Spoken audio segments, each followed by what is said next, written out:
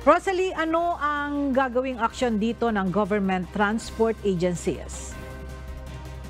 Ella, hinihingi ng Land Transportation Franchising and Regulatory Board o LTFRB ang listahan ng mga plate number ng mga pampasaherong jeepney na na-impound umano kahit pinalawig na ang Public Utility Vehicle Franchise Consolidation.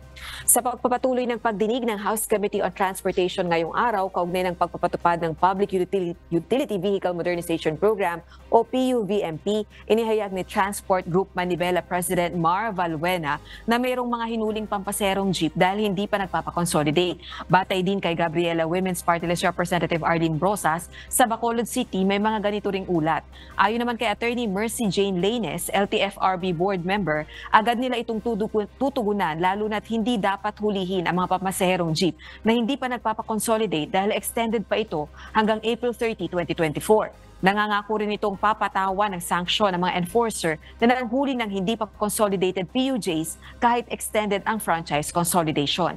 Gayunman, nilinaw din ng opisyal na hindi requirement ang consolidation upang mairehistrong muli ang isang pampasaherong jeep.